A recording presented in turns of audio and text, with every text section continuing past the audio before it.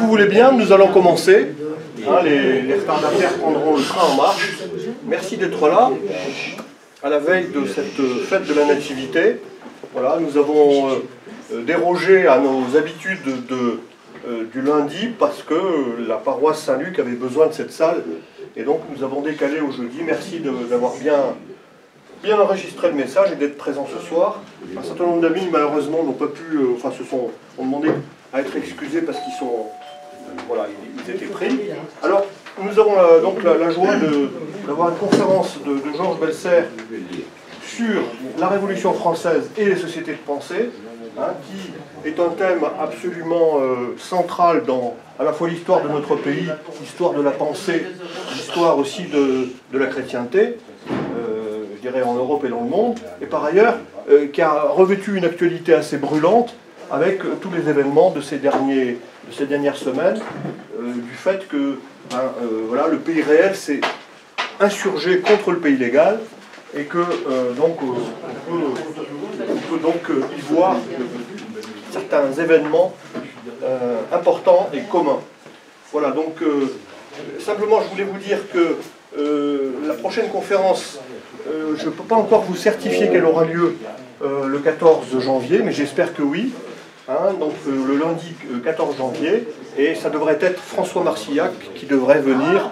Voilà, mais je vous le confirmerai parce que je n'ai pas tout à fait sa confirmation. Voilà, donc Georges, à toi la parole. Merci Henri, bonsoir mesdames, messieurs. Je vais être relativement long ce soir parce que le sujet est d'importance. Henri vient de vous le dire, la thématique c'est la Révolution française et les sociétés de pensée. Comment la nation française a été manipulée jusqu'à nos jours par les Jacobins. C'est un sujet qui est très d'actualité. Donc d'abord, je vais déjà un peu cadrer la thématique au travers de ce qu'on entend par société de pensée. Société de pensée, donc elle réunit des individus partageant les mêmes idées ou les mêmes valeurs et désireuses de les partager. C'est une création qui date des années 1750, hein, donc moitié du XVIIIe siècle, et on y retrouve donc les sociétés de philosophes, hein, que la spéculation pure, le seul amour de la vérité réunit les hommes et crée un lien social. L'objet de la société n'est pas limité ni d'ordre pratique, elle ne vise que l'opinion, c'est-à-dire, entre guillemets, éclairer les citoyens, faire avancer, entre guillemets, le progrès des Lumières, éveiller l'esprit public, intéresser les gens au bien public, c'est-à-dire à la politique, et vous remarquerez que là, on ne parle pas de bien commun. Société de pensée et société des Jacobins. Dans les sociétés de pensée, on inclut également donc, la franc-maçonnerie et les Illuminés de Bavière, qui sont en fait ni plus ni moins que des francs-maçons un peu spéciaux. Donc les travaux de cette conférence s'appuient sur essentiellement deux ouvrages. Le premier ouvrage, les travaux de l'abbé Augustin Baruel, Mémoire pour servir à l'histoire du jacobinisme, en 2 volumes. Et La machine révolutionnaire, donc c'est les œuvres de M. Augustin Cochin, qui est un historien qui malheureusement est décédé beaucoup trop tôt. Il a disparu dans la mouvance de la guerre de 14-18, et il aurait été intéressant qu'il puisse justement continuer ses travaux. Quelques mots sur l'abbé Augustin Baruel, hein, c'est un jésuite qui a connu la dissolution de la Compagnie de Jésus en son temps, sous le pape Clément XIV, et de ce fait-là, il a été obligé de quitter la France et d'aller vivre quelque temps en Italie.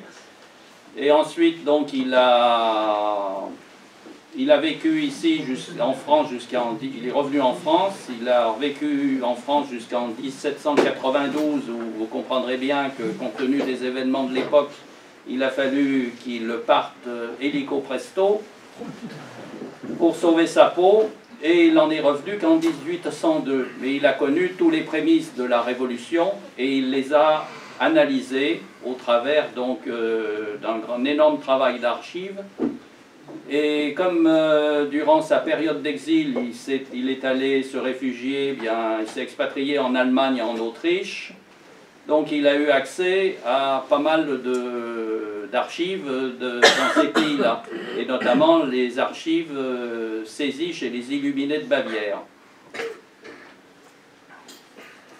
Donc, actuellement et depuis des décennies, les médias et les politiques encensent la Révolution française. Cette célébration relève de l'imposture au travers d'une grande manipulation intellectuelle à coups d'images d'Épinal et d'une lecture partiale des événements basée sur l'essentiel, pour l'essentiel sur des documents officiels. Travail d'archives insuffisant. Quand on s'intéresse à certaines choses, il faut aller creuser beaucoup plus profond. L'idée révolutionnaire a perdu de son innocence en 1974 grâce à Solzhenitsyn, qui, lorsqu'il est venu en France, a dénoncé le génocide vendéen et a dénoncé le fait que la révolution russe de 1917 était la copie conforme de la révolution française de 1789. Il est important actuellement d'avoir une relecture critique de cette période en reprenant les travaux de l'abbé Augustin Baruel et de l'historien Augustin Cochin. C'est un véritable lavage de cerveau dont ont été victimes des générations de Français. Il y a plusieurs histoires de la Révolution, dépendantes de la pensée propre de chaque auteur.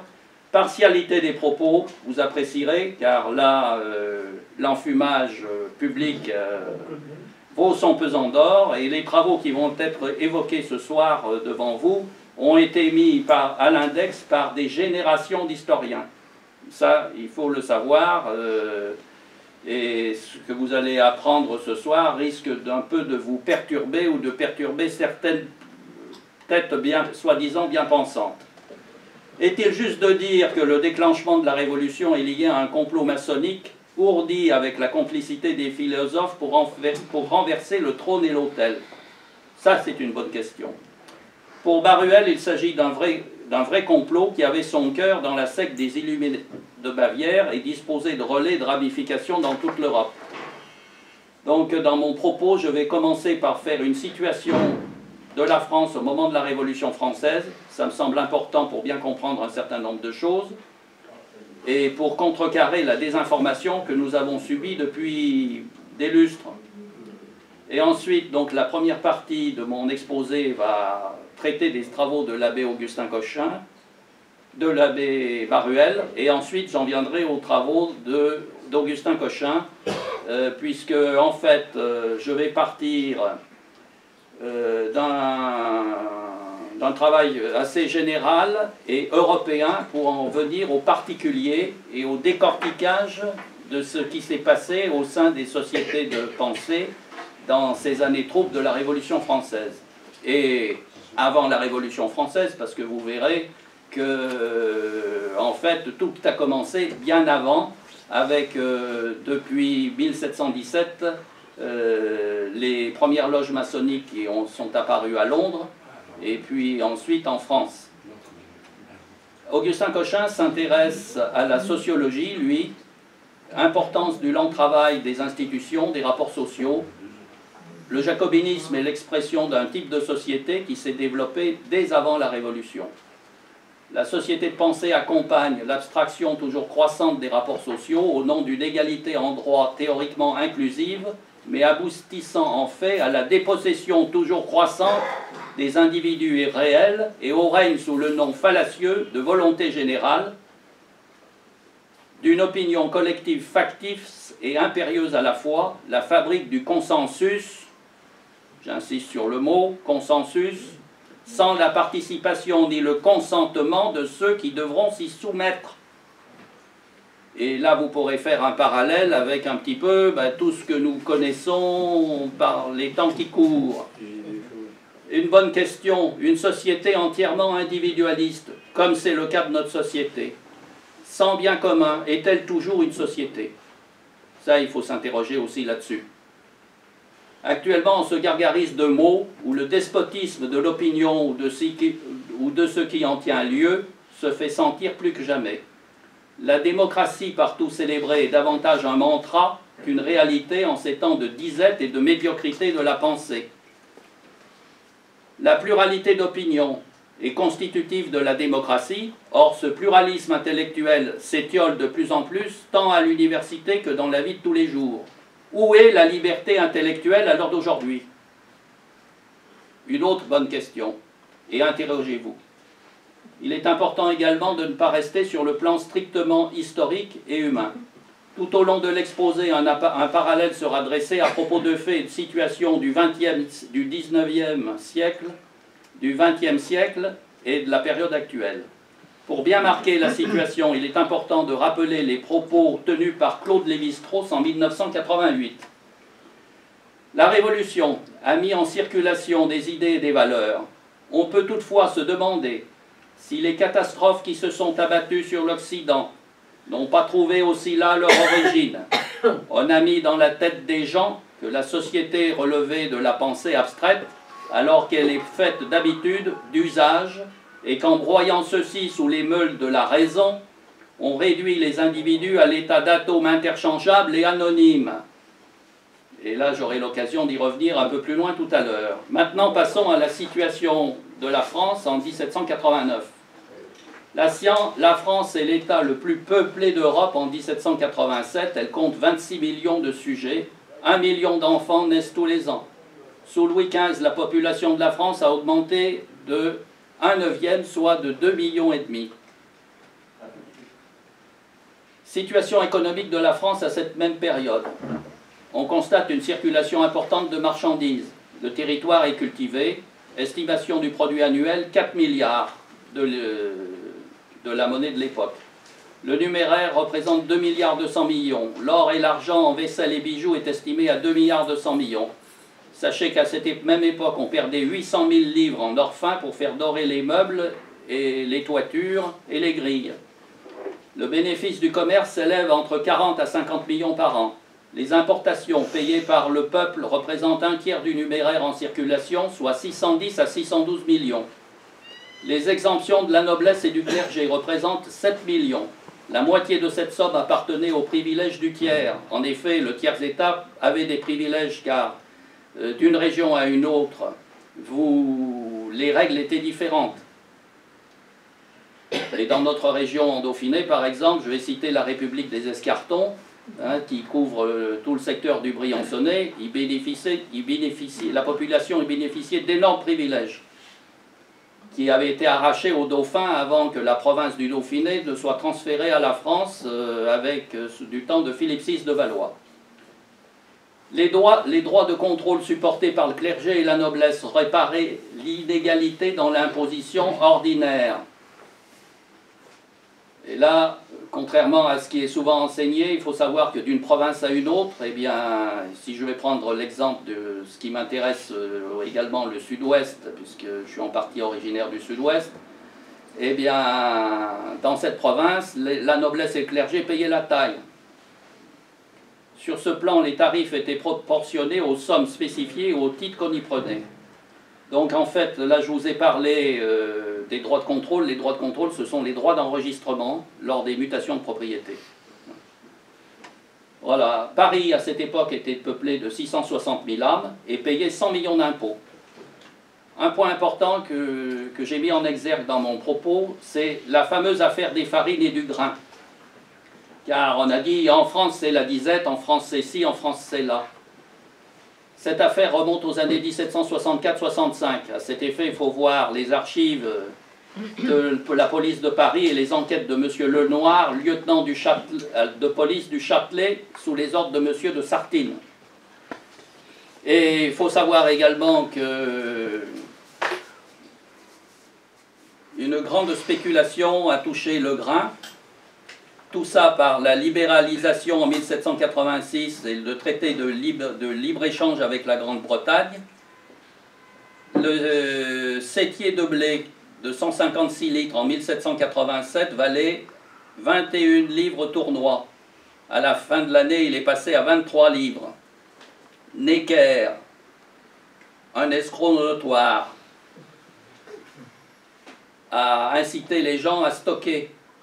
Qui dit stockage, dit derrière, eh bien, spéculation.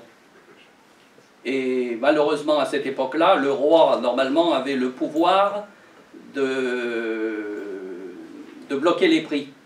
Et sur les conseils de Necker, apparemment, les prix n'ont pas été bloqués, les prix se sont envolés, si bien qu'en 1789, le blé est passé de 30 livres en janvier à 50 livres au mois de juillet. Donc vous comprendrez que la population ait pu se révolter face à une telle hausse sur une denrée de première nécessité. J'aurai l'occasion de vous expliquer ce qui s'est passé derrière et la complicité d'un certain nombre de gens dans la spéculation honteuse qui s'est déroulée à ce moment-là, hein, où les bateaux allaient se promener de port en port sans être déchargés et où on bloquait le grain dans les entrepôts. Et pour ça, il suffit d'aller voir les archives du Parlement de Rouen pour prendre date sur le sujet. Maintenant, je vais passer à la situation politique intérieure et extérieure de la France à la même période. Au niveau de la politique intérieure, un homme qui a fait pas mal de mal, c'est M. de Montesquieu. Et de son admiration pour les lois étrangères que l'abbé Baruel juge inadaptées à la France. En effet, il a beaucoup travaillé sur ce qui se passait chez les anglo-saxons. En plus, les tensions créées par l'intervention de la France dans les colonies américaines va déclencher une vengeance de la part des Anglais et l'intervention de leurs services secrets durant la Révolution française. Nos ennemis ont toujours cherché à faire adopter des réformes en France de manière à se venger de sa puissance et de son éclat. Et là, vous pouvez vous référer au congrès de La Haye du 16 janvier 1691. Sous Louis XV, certains empêchent les réformes de se faire. Et là, c'est dramatique. Hein, quand vous pensez que dans les cartons des archives de Louis XV, eh bien, Napoléon Ier n'a eu qu'à les piocher pour sortir le Code civil. En plus, Louis XV s'est fait manipuler par un certain nombre de personnes, mal intentionnées, et Louis XVI, pareil. Situation de l'opinion. Pour Baruel, les mots viennent des sociétés de pensée, de la maçonnerie et des illuminés de Bavière. Premier rôle joué par ces sociétés de pensée, l'encyclopédie Diderot d'Alembert et la maçonnerie, pénétrée plus tard par les illuminés. Comment la population a été savamment manipulée? La désinformation permanente. Il faut savoir qu'en France, en 1777, 800 loges sont actives. J'en viens maintenant donc aux travaux plus spécifiques de l'abbé Baruel, les auteurs de la conspiration.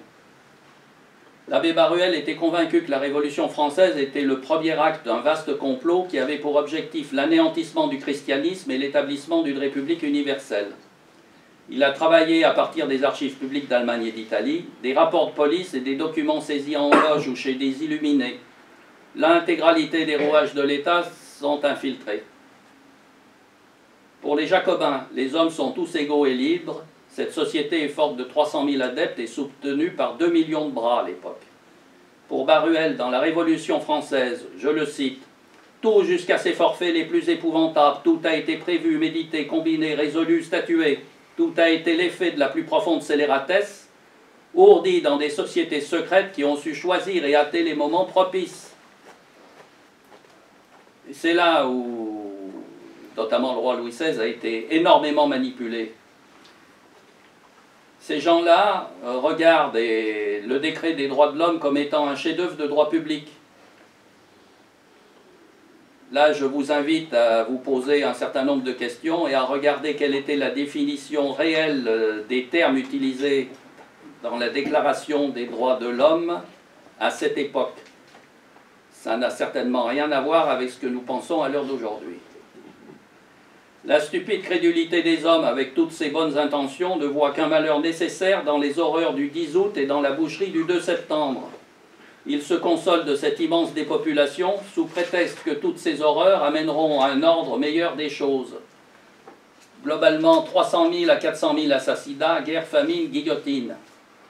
Voilà la Révolution française. Bien loin de préparer dans le lointain un avenir heureux, la Révolution française n'est encore qu'un essai des forces de la secte.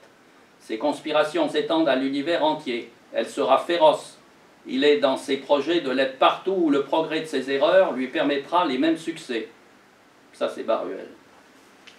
Il faut s'attendre à ce désastre ou écraser la secte. L'écraser, ce n'est pas diriger contre eux toutes les foudres. C'est l'attaquer dans ses principes, l'atrocité de ses moyens et surtout la scélératesse de ses maîtres. Anéantissez le jacobin pour Baruel, mais laissez vivre l'homme. Elle a pris grand soin de cacher au grand nombre ses grands projets. Une secte réduite à se cacher ou à se reposer n'en reste pas moins une secte, c'est le calme du volcan. La secte médite la dissolution universelle. C'est un petit peu ce qui est en train de se passer à l'heure d'aujourd'hui, et là je vais faire ma première digression, à l'examen des faits survenus au 19e et 20e siècle. On ne peut que constater l'action souterraine de la maçonnerie, la charbonnerie, dans les révolutions de 1830 et 1848, sous le Second Empire, avec Napoléon III, qui était avec son frère aîné un charbonnier, développement de la lutte contre l'Église, disparition des États pontificaux avec l'unification italienne, complot pour abattre les empires allemands, austro-hongrois, russes, ce qu'on appelle la chute des aigles, et l'Empire ottoman, complot maçonnique du Grand Orient pour déposer les souverains d'Europe. Et à ce niveau-là, je vais vous lire une lettre issue des archives secrètes du Vatican. Une lettre écrite par le cardinal Félix von Hartmann, archevêque de Cologne, à Monseigneur Eugenio Pacelli, nonce apostolique à Berlin. Excellence, Sa Majesté l'Empereur vient de me faire savoir que, selon des informations qu'il a reçues hier, le Grand Orient vient de décider en premier lieu de déposer tous les souverains, à commencer par lui, l'Empereur, puis de détruire l'Église catholique, d'emprisonner le pape, etc. Et pour finir, d'établir sur les ruines de l'ancienne société bourgeoise une république mondiale, sous la conduite du grand capital américain. Les francs-maçons allemands sont supposément loyaux à l'empereur, ce qui peut être mis en doute, et ils l'en ont informé. En outre, l'Angleterre veut préserver l'ordre bourgeois en cours. La France et l'Amérique, cependant, sont présentées comme étant sous l'entière influence du Grand Orient. Il est dit que le bolchevisme est l'outil externe servant à établir les conditions souhaitées. Face à un danger aussi grand qui, outre la monarchie, menace également l'Église catholique, il est donc important que l'épiscopat allemand soit informé et que le pape lui aussi soit mis en garde. Telle est la teneur du message de Sa Majesté. Je me suis cru tenu de le transmettre à votre Excellence et je dois laisser à votre jugement de savoir si vous souhaitez le transmettre à Rome. La demande tumultueuse de la part des sociodémocrates allemands de voir l'empereur abdiquer donne une certaine confirmation à ce message. Que Dieu nous protège ainsi que sa Sainte Église. Il y a eu un autre témoignage que j'ai eu entre les mains de la mère supérieure d'un couvent qui a eu un entretien avec Guillaume II. Et au cours de cet entretien, il a confirmé à la mère supérieure du couvent que c'est les francs-maçons qui avaient fomenté son abdication. Et c'est les francs-maçons qui ont fomenté l'unification de l'Allemagne en 1871. J'aurai l'occasion d'y revenir. Le tout, pourquoi tout ça? Le tout pour accroître le pouvoir de l'argent et le développement de la grande finance internationale apatride. Assassinat des archiducs d'Autriche, Rodolphe et François Ferdinand. Ces deux assassinats qui ont conduit derrière à la Première Guerre mondiale. Et ils savent très bien pourquoi. L'archiduc Rodolphe était quelqu'un qui était assez libéral et qui allait faire des réformes, ce qui contrecarrait les désirs immodérés de la gente financière de l'époque. Et il y avait des enjeux géopolitiques qui ont conduit à l'assassinat de François Ferdinand derrière, qu'il y ait un déclenchement de la guerre pour des problèmes strictement économiques. Donc actuellement, et ça c'est valable chaque fois qu'on regarde un événement historique, posez-vous la question, où est l'argent? D'où vient l'argent? Où va l'argent? Ça c'est fondamental. Et nous à cette époque-là, donc, Première Guerre mondiale, c'est le règne de la Troisième République qui est le règne de la franc-maçonnerie. là je vous rappellerai la fameuse affaire des fiches, où les militaires catholiques ont tous été fichés à cette époque-là, et que le général André, qui était ministre de la guerre, franc-maçon notoire, s'est ramassé en pleine Assemblée nationale une paire de claques de la part d'un député. Voilà. 2 guerres mondiales qui ont engendré la construction européenne. Mais ne soyez pas dupes, les pères de l'Europe ont délibérément caché le but réel que nous découvrons depuis plusieurs années, le mondialisme. Et tout ça pour nous asservir et asservir les gens de plus en plus au travers de la théorie américaine du Gestel.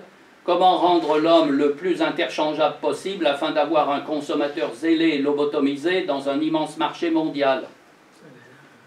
Et actuellement, la grosse escroquerie que vous avez, c'est l'escroquerie avec la farce du réchauffement climatique.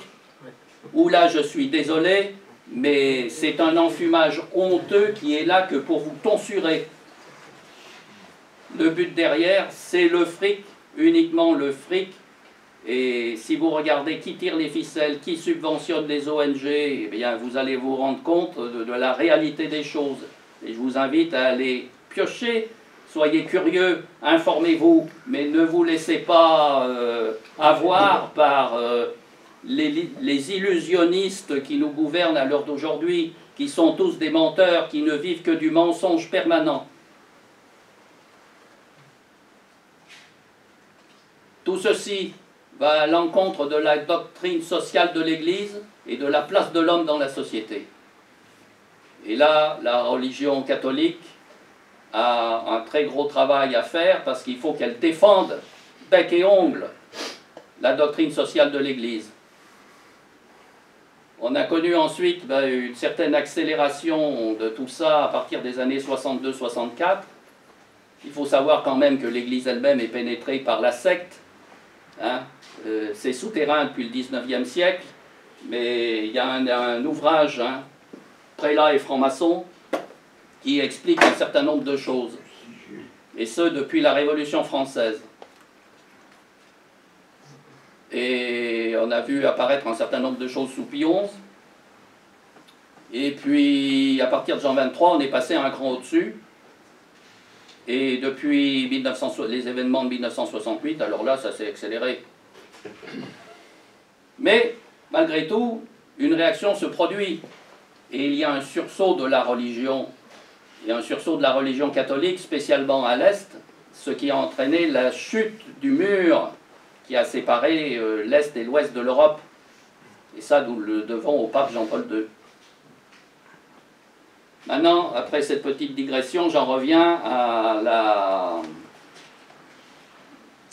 aux travaux de l'abbé Augustin Baruel.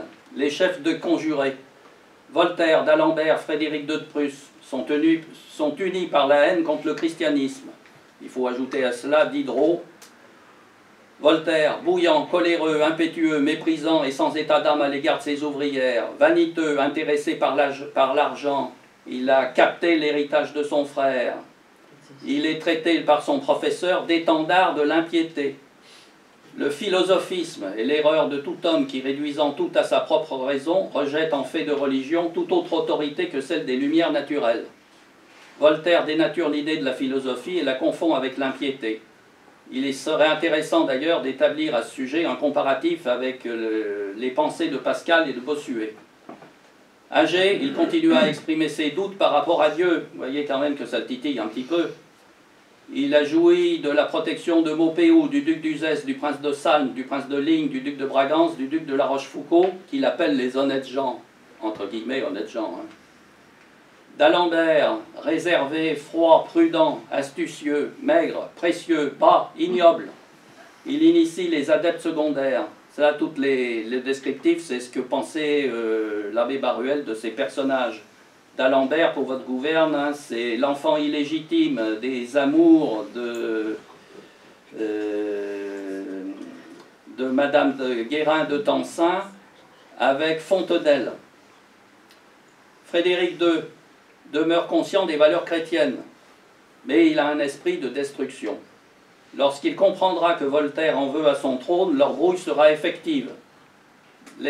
l'examen attentif des correspondances des protagonistes et le croisement effectué entre elles permettent de rapprocher les fils de la trame ourdie depuis des années. Mot d'ordre de Voltaire, écraser l'infâme, c'est-à-dire écraser la religion catholique. Et toutes les églises sont incluses dans leur haine de Jésus-Christ. Le but est la déchristianisation. Leur but, éclairer les honnêtes gens, entendus ceux de leur classe sociale, alors qu'ils méprisent le peuple. Et on retrouve ce même mépris du peuple dans les propos sous la Troisième République de M. Thiers, qui appelait le peuple la multitude, par l'expression « les sans-dents » chez M. Hollande, et par l'attitude de notre président actuel qui se prend pour Jupiter. Les intellectuels et politiques du moment seraient soi-disant doués de la science infuse, alors que pour une grande majorité, ce n'est pas le bon sens qui les étouffe. Et je dirais, qu'avons-nous à l'heure d'aujourd'hui, si ce n'est une collusion de médiocres dans une finalité d'intérêt personnel? Revenons-en à la période révolutionnaire. Utilisation de pseudonymes et d'un langage énigmatique dans leur correspondance, que l'abbé Baruel a entièrement décrypté. Le projet de l'encyclopédie est la date du début de la conjuration. C'est l'idée d'universalité qui pose problème. Les Jacobins diront « tous les hommes sont libres, tous les hommes sont égaux ». De cette liberté, de cette égalité, ils conclurent que l'homme ne doit être livré qu'aux lumières de sa raison, que toute religion soumette la raison à des mystères ou à l'autorité d'une révélation qui parle au nom de Dieu, n'est qu'une religion d'esclaves qu'il faut anéantir pour rétablir la liberté. Leur rhétorique, raison, liberté, philosophie. J'en viens maintenant à l'encyclopédie par elle-même. L'encyclopédie est destinée à changer l'opinion publique, vous voyez déjà à l'époque, à insinuer les principes de l'incrédulité. Pour cela, faire de l'encyclopédie un immense dépôt de toutes les erreurs, de tous les sophismes, de toutes les calomnies, mais de cacher si bien le poison qu'il se versera très insensiblement dans l'âme des lecteurs. Perfidie de l'ouvrage, les ruses utilisées, l'art d'insinuer l'erreur, l'impiété dans les articles, l'art des renvois, voir à ce sujet les articles traitant de la corruption de l'âme et de la liberté. Ils répandent ainsi les principes de l'athéisme, du matérialisme et du fatalisme, fatalisme dont nous sommes toujours les victimes à l'heure d'aujourd'hui et dont les médias nous ont largement abreuvé. Le dauphin, père du roi Louis XVI, se récria sur tout et obtint pour un temps la suspension de l'ouvrage. Parallèlement à ça, ils se sont attaqués à l'extinction des jésuites.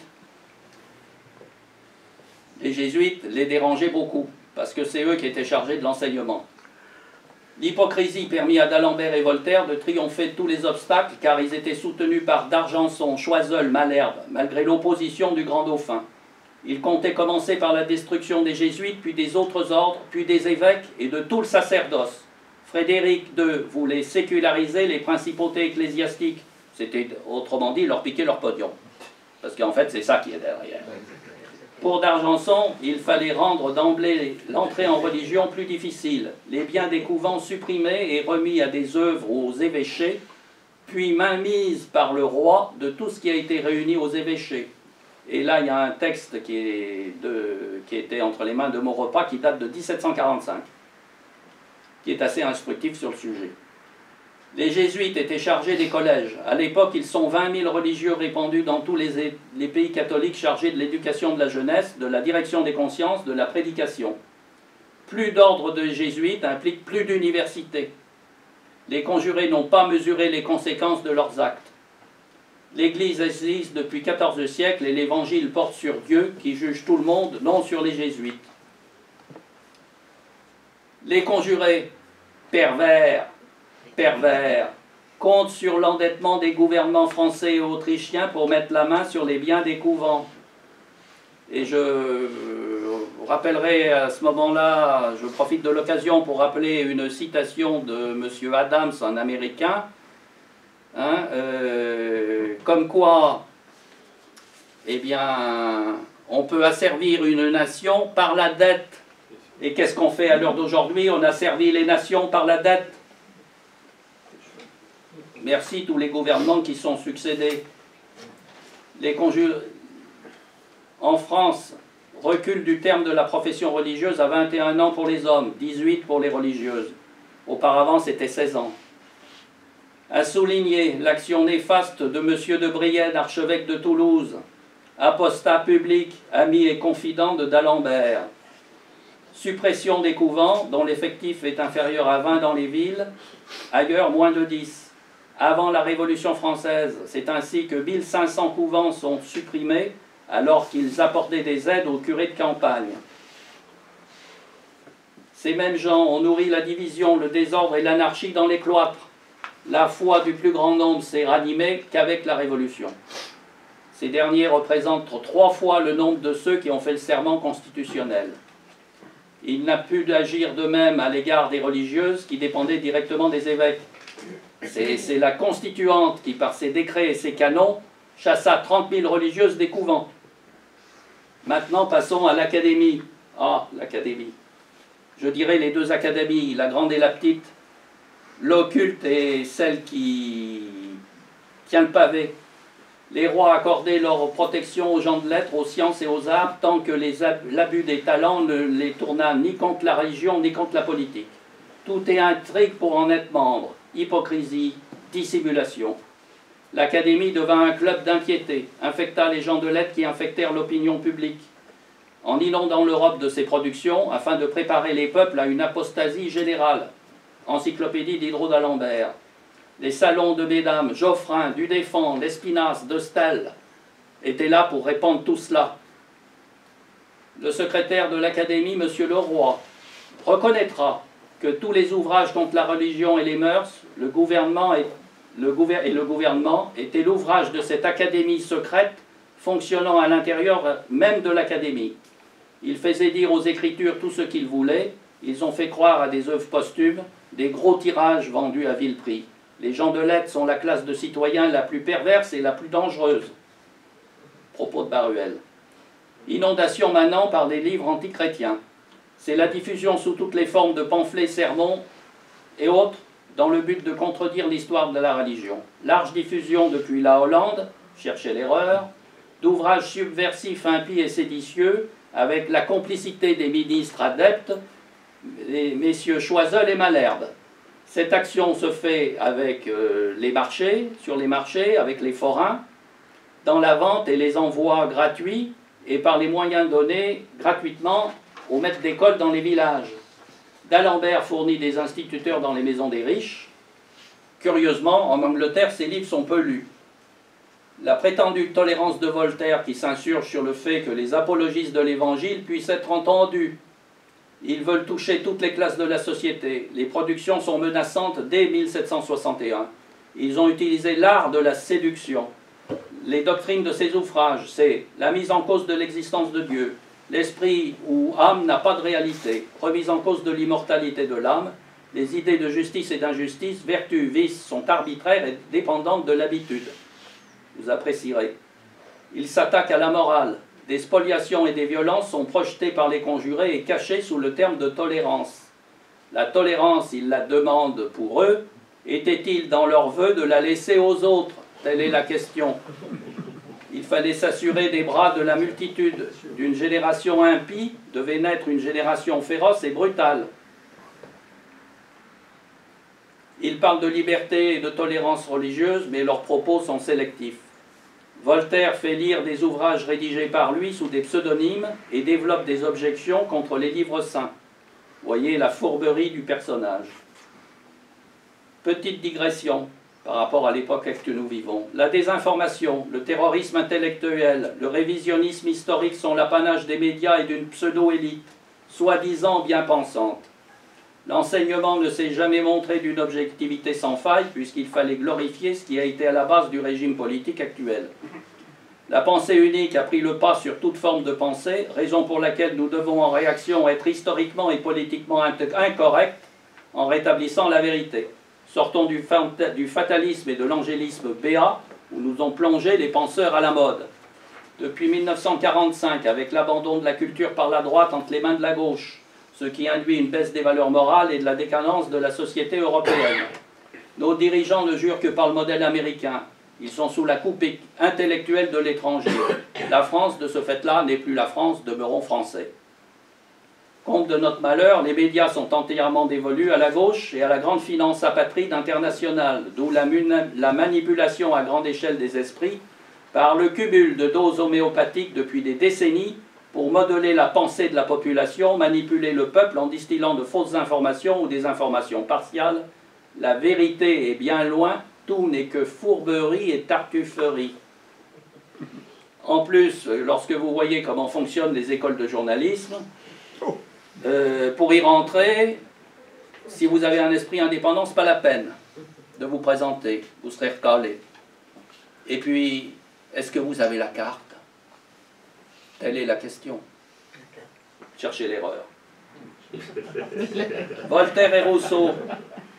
Selon Voltaire, il fallait priver de leur pouvoir les princes ecclésiastiques et les corps religieux, supprimer la dîme afin d'ôter toute subsistance à l'Église. L'activité de Voltaire est souterraine. Il sachez qu'il a impulsé des troubles à Genève des années 1770 à 1782.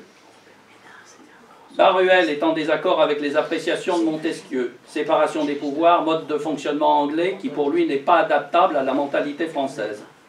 Pour Montesquieu, tout homme qui dans un état libre est censé avoir une âme libre doit se gouverner lui-même et c'est dans le peuple encore que réside la puissance législative. Pour Baruel, Montesquieu a ravagé l'opinion par ses écrits. Je ne sais qu'il n'est pas rare qu'il y ait des princes vertueux, mais je dis que dans une monarchie, il est très difficile que le peuple le soit. Monarchie absolue, grosse thématique, c'est-à-dire véritablement souverain, pouvant absolument lui seul tout ce que peut la loi. À cette époque, les Français ne confondaient pas ce pouvoir absolu avec le pouvoir arbitraire du despote ou du tyran. Il y a une différence entre le pouvoir absolu et le pouvoir arbitraire. Il y a félicité dans le royaume si le prince est obéi de ses sujets, si le prince obéit à la loi, et que la loi soit droite et dirigée au bien public. Le pouvoir de faire les lois avait ses règles. Il était subordonné à toutes les lois primitives et naturelles de la justice. Il ne pouvait s'étendre au droit de violer les propriétés, la sûreté, la liberté civile. Il était nul contre les lois fondamentales du royaume, contre les partis, les coutumes, les privilèges des provinces ou des corps que chaque roi faisait serment de maintenir. La liberté politique consiste en deux choses. Qu'un citoyen puisse faire impunément tout ce qui n'est pas défendu par la loi, que les lois ne prescrivent ou ne défendent rien en particulier que pour le bien de la société en général. Le pouvoir est absolu aussi en France par le fait que la France est indépendante du pape, de par les concordats qui existaient à l'époque, et du Saint-Empire romain germanique.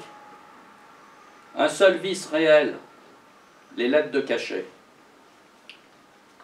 Rousseau élargit le principe de Montesquieu dans ses pensées. Il estime que pour réaliser le principe de Montesquieu de donner à tout homme qui se sent libre les moyens de se gouverner lui-même et de n'avoir d'autre loi que celle qu'il aurait fait lui-même. Le contrat social emporte une partie de cette liberté pour acheter paix, sûreté de la personne, des propriétés, famille et tous les autres avantages de la société civile. Le peuple, seul législateur, expression de la volonté générale. Le peuple souverain tient du principe des trois pouvoirs. Le peuple est infaillible dans ses lois, il ne peut être représenté que par lui-même. Rousseau estime que l'État démocratique ou populaire pouvait être sujet aux guerres civiles et agitations intestines. Se passer de tout roi quand on le peut. Pour lui, rien n'est plus contraire à l'esprit social que la religion de l'Évangile. Rousseau a pour lui les classes moyennes. Voltaire meurt en 1778 d'une manière effroyable. Il faut savoir qu'il avait demandé le secours de la religion, mais que ses adeptes lui ont refusé le secours de la religion. Donc il est rentré dans une furie apocalyptique. D'Alembert meurt en 1783 et Diderot en 1784. Donc vous voyez, ces protagonistes qui ont semé le venin sont morts avant la Révolution par elle-même. Les cibles maintenant. En Europe, Joseph II, empereur d'Autriche, non-croyant, a été initié par Frédéric II, roi de Prusse. Il supprima bon nombre de monastères et s'empara des biens de l'Église. Joseph II s'en repentira en découvrant la guerre que la philosophie faisait à lui-même et à son trône. Dans cette mouvance, Prusse, Danemark, Suède, les princes les princes allemands et l'Angleterre, Catherine II rejetait les plans de destruction de Voltaire. Marie-Antoinette a compris, bien tardivement, qu'elle avait été trompée par les philosophes. Les rois, faute d'une instruction suffisante, n'étaient pas en capacité de discerner l'erreur de la vérité. Christian VII de Danemark a appris à penser de Voltaire. Il en est de même pour Gustave III de Suède. Ils en auront une vision bien différente plus tard. Condorcet initia l'émissaire de Georges III, mais ça n'a pas porté à conséquence. Poniatowski a vu son sceptre se briser. Il fait partie de ceux qui n'ont pas su prévoir. Il faut savoir que Gustave III de Suède sera assassiné, Louis XVI assassiné, Léopold, le frère de Joseph, assassiné. Le Poniatowski détrôné et le Stadtholder de Hollande chassé. Le roi d'Angleterre, Georges III, lui, est trop sage pour s'ouvrir à de villes conjurées. Les rois du Midi, le sud de l'Europe, sont loin de ce philosophisme et ne sont pas rentrés dans ce jeu-là. Le landgrave de Hesse-Cassel est abusé par Voltaire. Il en est de même du prince de Wittenberg, du duc de Brunswick, de l'électeur palatin, du prince d'Anhalt-Zerbst. Il n'a pas corrompu le prince des Deux Ponts. En 1776, Voltaire annonce à Frédéric II la Révolution en France.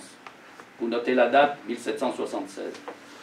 Les ministres et grands seigneurs en France. Louis XV, sans être impie ni adepte, fut une des grandes causes du progrès de la conjuration. Sa foi était peu active. Il faut l'exemple des prêtres et des rois pour maintenir la religion. Louis XV, sans mœurs, s'entoura de ministres sans foi, comme Amelot d'Argenson, qui affaiblit les intendants des provinces, Choiseul, Praslin, Malherbe, Pompadour. Le seul dévot autour du roi Louis XVI est le maréchal de Mouy, ami de son père le dauphin. Maurepas, sans haine pour l'autel, sans amour pour les sophistes, laissa faire. Turgot, adepte du secret, ambitieux, hypocrite, parjure, traître. Il a trahi la religion, les lois, le roi, double esprit anti-chrétien et anti-monarchique.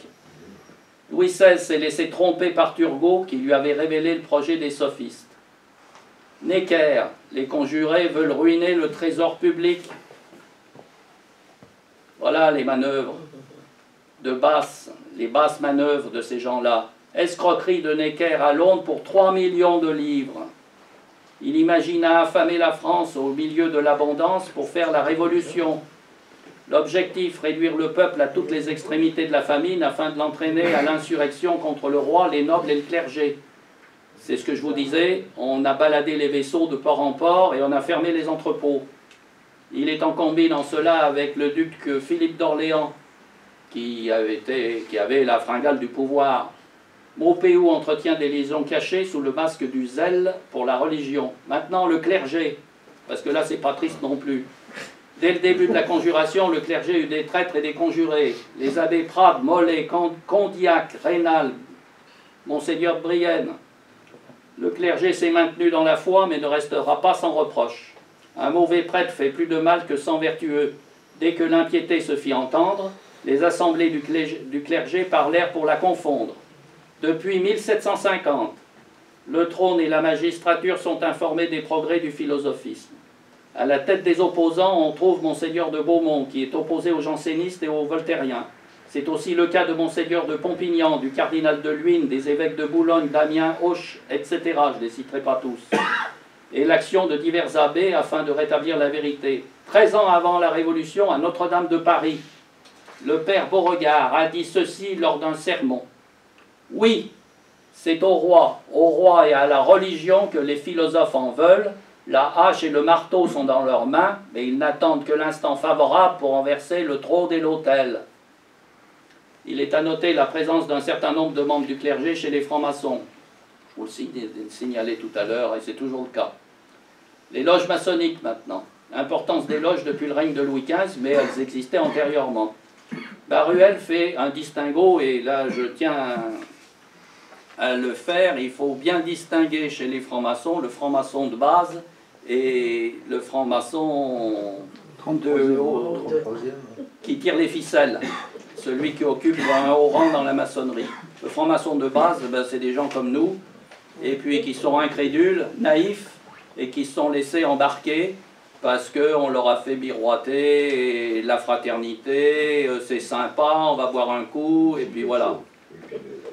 Les agapes occultes. Et par contre, ceux qui occupent les hauts rangs, eh bien, c'est quand même un petit peu différent. Et surtout quand on occupe des très hauts rangs. Il faut savoir que ces hauts grades, et notamment le 33e grade, permet d'accéder au Suprême Conseil, qui est une assemblée composée de 9 à 33 membres. Les conseils suprêmes du monde sont fédérés internationalement et tiennent des réunions secrètes quinquennales. Le système démocratique est issu de l'individualisme, ce n'est pas la vraie démocratie.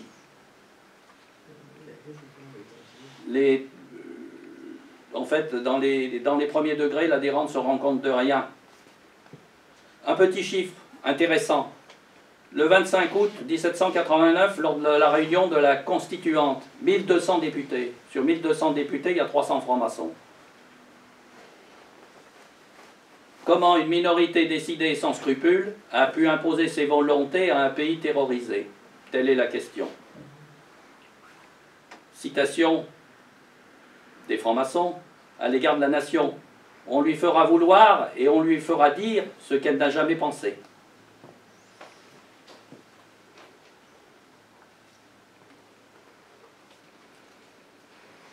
Alors, c'est le culte du grand architecte de l'univers, qui est une singerie manifeste de l'Église catholique.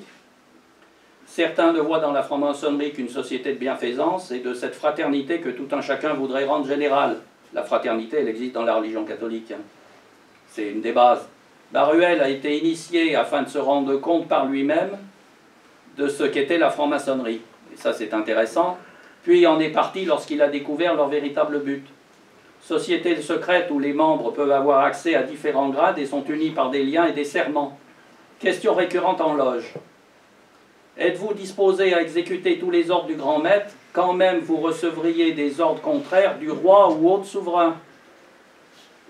Leur problématique se cachait. Dans leur secret, il se cache quelque chose de bien moins innocent. Leurs ordres sont codifiés et secrets. À l'heure d'aujourd'hui, si vous prenez l'Assemblée nationale, on se retrouve dans la même situation que sous la Troisième République. Il faut savoir que, quel que soit le parti, il existe au niveau de l'Assemblée nationale une confraternelle qui réunit tous les francs-maçons de tous les partis. Et quand il y a un problème, ben, tout ce beau monde se réunit et tire les ficelles.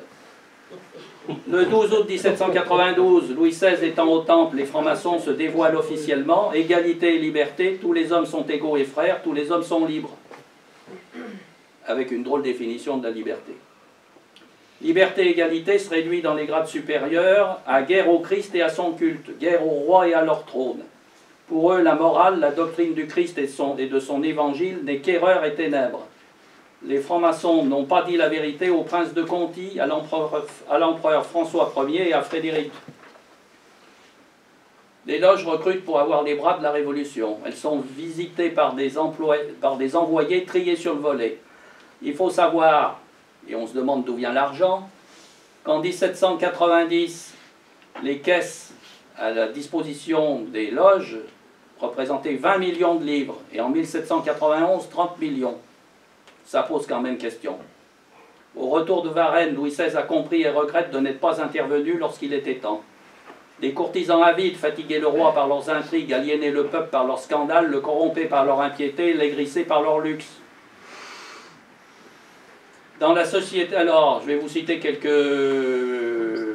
loges. La Société des Amis des Noirs. On retrouve Condorcet, Mirabeau, Sieyès, Brissot, La Rochefoucauld, Le Pelletier de Saint-Fargeau, Lafayette, qui est surnommé par l'abbé Baruel le Pantin-Sot. Une correspondance était entretenue entre toutes les loges d'Europe. C'est toujours le cas à l'heure d'aujourd'hui, puisque vous avez les loges italiennes qui viennent visiter les loges de Grenoble. Il y a 150 loges à Paris. Les maçons sont de toutes conditions, mais ne se mélangent pas. Évaluation, 600 000 adeptes en France. Philippe d'Orléans en fait partie et est un des chefs des conjurés. Maintenant, je vais passer aux Illuminés de Bavière. La création des Illuminés en 1776 par Jean Weistop, alias Spartacus, professeur à Ingolstadt, conseiller à la cour du duc de Saxe-Gotha. L'origine se situe dans les universités protestantes. Cherchez l'erreur. Cette secte a pour but d'abattre tous les trônes, renverser tous les autels, anéantir toute propriété, effacer toute loi et faire dissoudre toute société. Il prône la révolution universelle qui doit frapper de mort la société. L'organisation est secrète et comporte de nombreux grades. À cette époque-là, 11. Pour le fondateur, le grand art de rendre infaillible une révolution quelconque, c'est d'éclairer les peuples, c'est-à-dire amener l'opinion publique aux vœux des changements qui sont l'objet quelconque de la révolution méditée. Pour lui, il faut écraser tout ce qui reste d'homme qu'il n'a pu convaincre. Petite digression. Constat. L'unité de pensée des principaux dirigeants des pays membres de l'Europe. Pensée, acte, idéologie, langage, thématique. Tous ces éléments leur sont communs. Cherchez l'erreur. C'est la survivance manifeste de ce qui a été distillé à l'origine du temps de la Révolution et qui s'est savamment répandu dans le milieu des technocrates d'Europe. Tout est mis en œuvre pour qu'un maximum de choses soient cachées aux différents peuples, contre-vérité, manipulation des médias qui occultent les informations dérangeantes. Un organe très discret. Le groupe Bilderberg, fondé en 1954. Ah ça vaut son pesant d'or. 130 membres. Qu'est-ce qu'on retrouve là-dedans? Eh bien, une bonne partie des dirigeants de nos pays. Et puis, toute la grande finance internationale apatride. Et puis, les dirigeants des grandes organisations internationales. Et il y a eu, leur dernière réunion s'est tenue dans l'été à Turin. Elle a été infiltrée par un journaliste britannique qui s'est déguisé en serveur et qui ensuite a fait un bel article. Et c'est comme ça que on en sait un peu plus et qu'ils ont été obligés de mettre sur Internet la liste des personnes qui ont assisté à cette réunion. Ça, naturellement, on n'en parle pas dans la presse française. Hein. Je suis allé chercher ça dans la presse italienne, dans le Corriere della Sera. Et, chose curieuse, qui a-t-on vu cette année? Le secrétaire d'État du Vatican, en personne, le cardinal Parolin. C'est jamais arrivé. Et là, ça pose question. Que fait-il là? Il infiltre. Oh, non, il n'infiltre pas, mais on est en droit de se poser des questions. C'est malgré tout choquant. L'enrôlement. Alors j'en reviens maintenant aux travaux de notre ami Baruel sur les illuminés de Bavière. Donc, en fait, tout est mystère.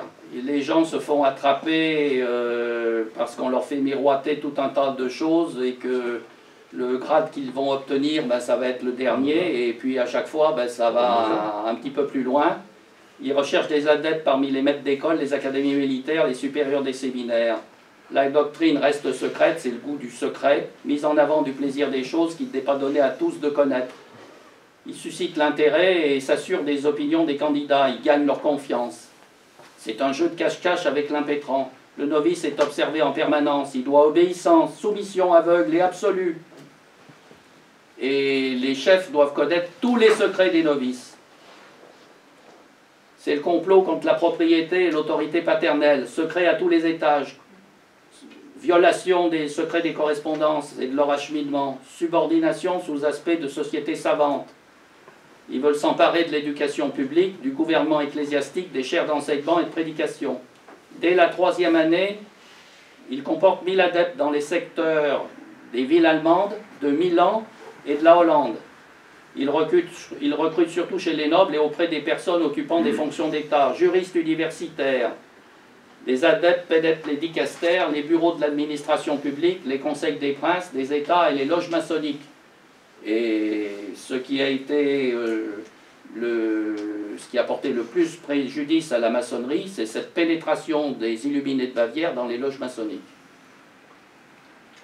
Le congrès maçonnique de Wilhelmsbad, auquel a assisté M. le comte de Virieu, et qui a été scandalisé par ce qu'il y a vu. On a assisté également à cette réunion le maire de Strasbourg et Mirabeau. Mirabeau qui veut décatholiciser la France, alors que ces deux personnages furent approchés c'est les Illuminés de Bavière dans ce congrès, alors qu'ils étaient aux ordres du roi Louis XVI. Et cette illumination des loges a permis eh bien, la multiplication des loges qui se sont répandues dans les pays jusqu'en Pologne. Mais la nature humaine étant ce qu'elle est, eh bien, les dirigeants des Illuminés de Bavière se jalousaient, et c'est ce qui a causé leur perte. Frédéric II s'est rendu compte d'un certain nombre de choses et a informé la cour de Bavière des soupçons qu'il avait. Le 22 juin 1784, l'électeur de Bavière interdit les communautés secrètes non approuvées par les lois. Fermeture des loges, et les Illuminés poursuivent leur action en sous-main. Weishaupt est déposé de son poste de professeur en 1785 et divers membres sont écartés dès 1783, dont 2 prêtres qui déposent devant le tribunal en Bavière. Il déclare tout ce qui, chez les Illuminés, est contraire aux mœurs et à la religion. Exposer la manière dont la secte s'est emparée des loges, préparation au secret, et le vœu de la secte, c'était de voir un seul État en Allemagne, et pas la multiplicité d'États qu'il y avait. La secte fait régner la discorde à tout niveau. L'intérêt de l'ordre passe avant celui de l'État, les biens des adeptes avant ceux des profanes. Utilisation de la calomnie à grande échelle. Et puis, autre incident, c'est la découverte des archives des Illuminés le 11 octobre 1786 suite à un accident de carrosse. Vous voyez comme quoi, des fois, les choses...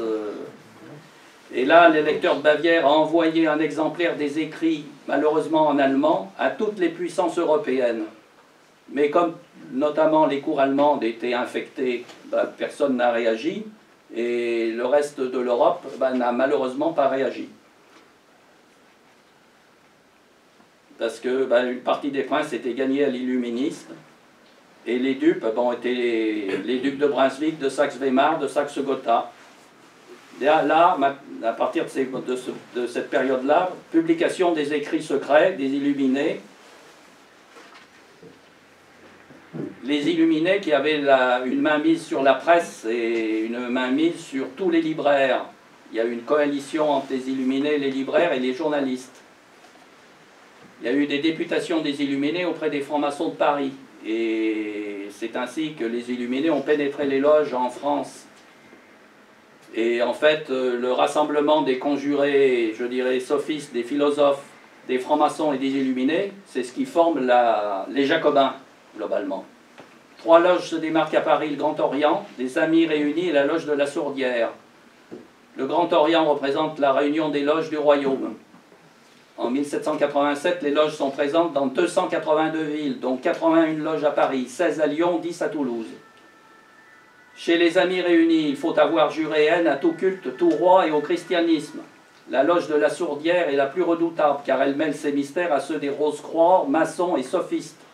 La loge des 9 sœurs, La Rochefoucauld, de La Salle, Dolomieu, Condorcet, Bailly, La Sépette, Desmoulins, Danton, Chénier. La loge de la Candeur, Lafayette, Montesquieu, Custine, Laclos, Lusignan. La loge du contrat social regroupe des frères royalistes qui furent les dupes du projet de fédération maçonnique. Les loges françaises ont été illuminées dès 1787, ce qui a induit dans leur fonctionnement une nouvelle tournure et de nouveaux grades. Les états généraux ont été pénétrés par les loges. Tout démontre la coalition, l'identité d'objets, de principes, de complots, de moyens et de serments. Les émeutes ont été orchestrées par le duc d'Orléans et Necker. La constitution civile du clergé est l'effet déclencheur du schisme et de l'apostasie. Brissot. Il faut incendier les 4 coins de l'Europe. Vous voyez déjà la mentalité qu'il y a eu dès cette époque-là, c'est-à-dire que tous ces gens-là, eh bien, ils voulaient la guerre. Les moyens utilisés, l'émeute et la terreur, ils veulent la guerre. Rappel des déclarations de Le Chapelier, Mirabeau et ce bon abbé Grégoire, président après de la Convention, drôle de personnage. Il faut au peuple des victimes, vous apprécierez, surtout venant de la bouche d'un prêtre. Réponse de Lebeau à Montauban face au défaut de provision. Ça vaut son pesant d'or. Soyez tranquilles, la France en a assez pour 12 millions d'hommes. il faut que tout le reste soit mis à mort et alors le pain ne vous manquera plus. Vous voyez la mentalité. La secte impose que tout homme qui ne partage pas les opinions révolutionnaires soit proscrit. Condorcet. Que le monde périsse plutôt que de sacrifier nos principes d'égalité. Les révolutionnaires, en outre, conspiraient les uns contre les autres. Et là, dans cette action de conspiration, je ferai un petit aparté avec le fameux baron de Batz, qui a été le Deus ex machina de la corruption et de l'autodestruction de la Convention. C'est un personnage qui, selon moi, et ça c'est un avis très personnel, a bénéficié de subsides venant vraisemblablement du roi, Louis XVI, pour abattre les gens de la Convention. Donc il les a montés les uns contre les autres, avec de l'argent, et il disposait de tels fonds que les fonds ne pouvaient venir que de provenance royale, vraisemblablement. Je ne vois pas d'où ils pouvaient venir autrement. Et c'est ainsi que tous les gens de la Convention sont tous guillotinés entre eux.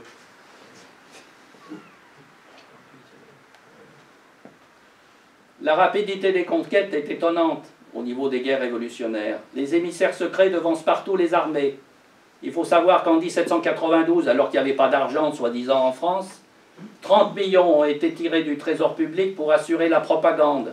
Et qu'en 1791, on avait retiré 21 millions des caisses de l'État pour faire de la propagande. Il y a une collusion entre les illuminés de Mayence et ceux de Strasbourg. Le manifeste de Dumouriez est calqué sur celui de Custine. Cherchez l'erreur. C'est une période, ça, ces années 1791-92, où il y a eu énormément de conspirations dans toute l'Europe.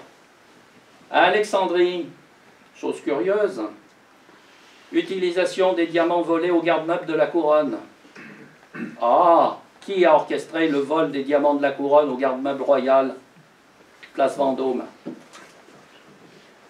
place de la Concorde. Et naturellement,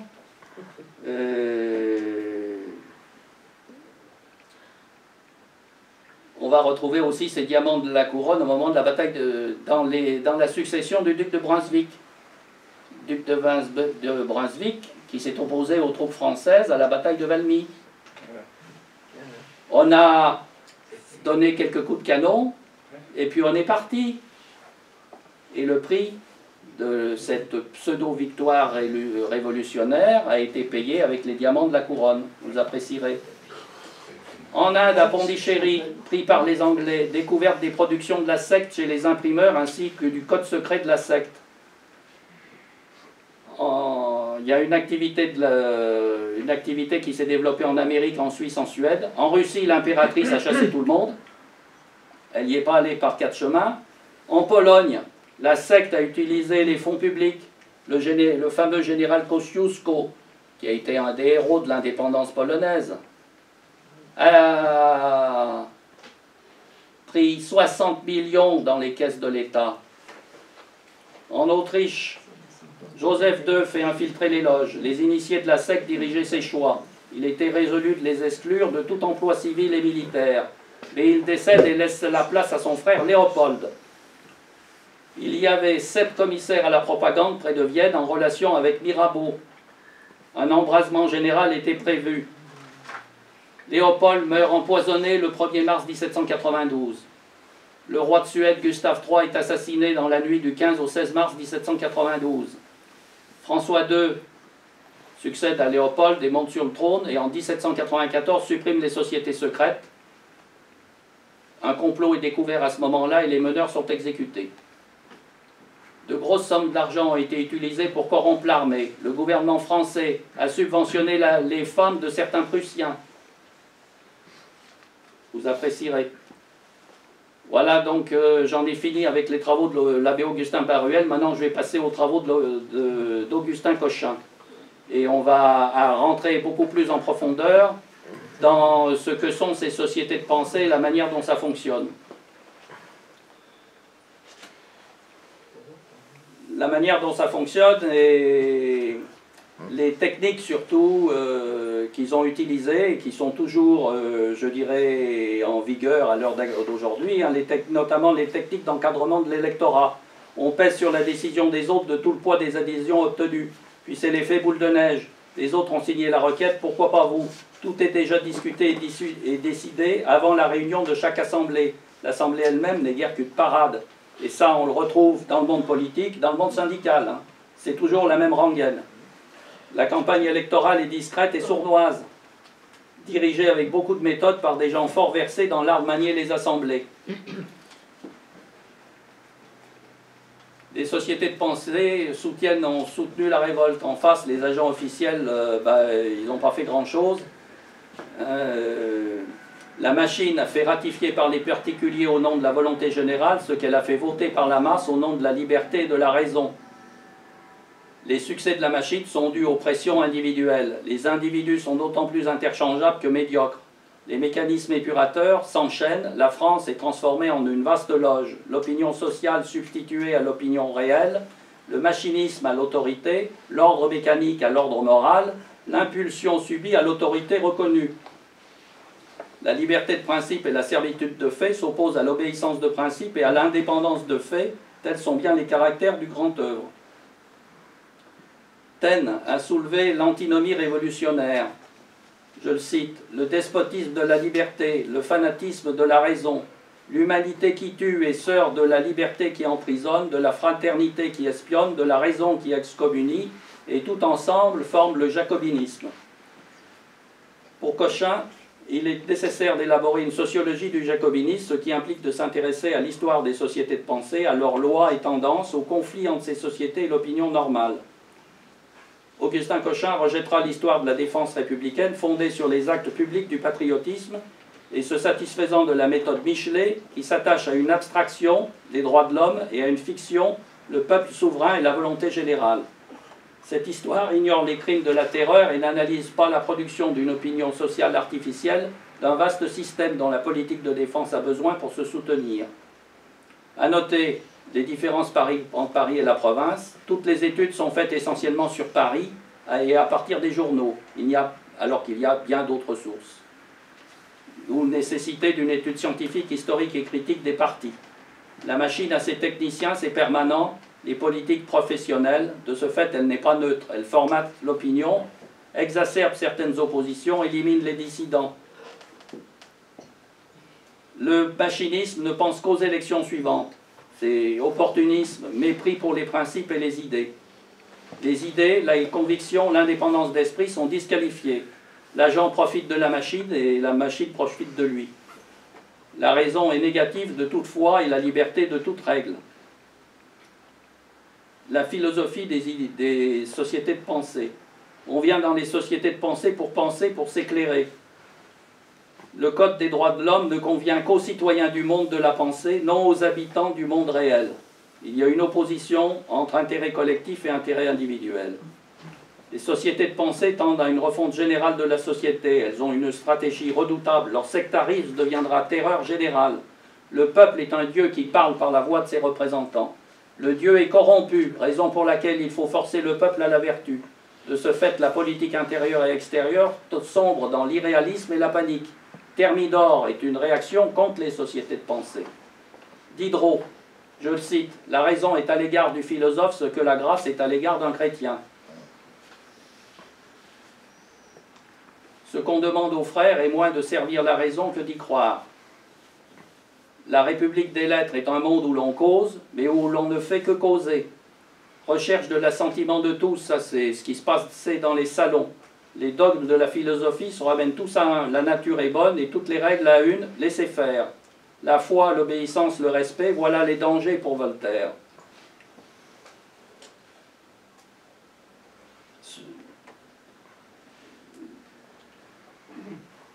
Grâce à l'union sans maître et sans dogme des sociétés, il est en mesure, là je vais reparler de Voltaire, de mettre en mouvement une fausse opinion plus bruyante, plus unanime que la vraie.